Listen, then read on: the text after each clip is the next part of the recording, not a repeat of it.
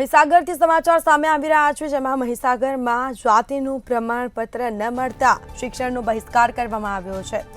તો જાતિનું પ્રમાણપત્ર મળ્યું નથી, જેના કારણે શિક્ષણનો બહિષ્કાર થયો છે। ખાનપુર તાલુકાની પ્રાથમિક શાળામાં બાળકોની હાજરી નહિવત જોવા મળી। આદિવાસી સમાજના લોકો દ્વારા શાળાના આચાર્યને લેખિતમાં જાણ કરવામાં આવી છે।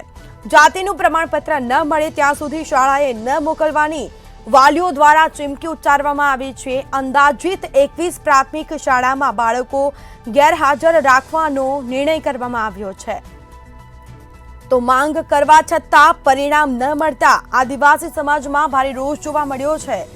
ખાનપુર તાલુકાની પ્રાથમિક શાળામાં બાળકોની હાજરી નહિવત જોવા મળી છે। ક્લાસરૂમ ખાલી જોવા મળ્યા છે।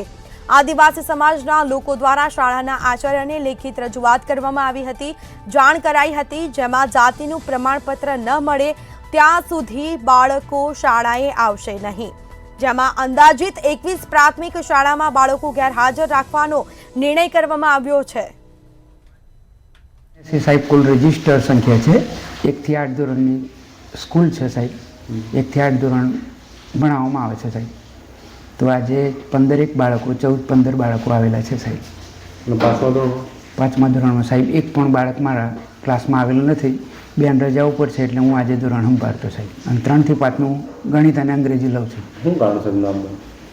ગઈકાલે સાહેબ વાલીઓ 4 વાગે આવેલા અને એ બધા મળીને અમને મૌખિક કહ્યા પછી અમને લેખિત આજે સહીવાળું આવેદનપત્ર આપેલું કે શાળામાં બાળકો મોકલવા નથી। અને એ અમે આચાર્યશ્રી મારફતે તાલુકા પ્રાથમિક શિક્ષણ અધિકારી ખાનપુર બાકોર રજૂ કરેલ છે સર। શું નામ છે? પટેલ ખેમાભાઈ શંકર।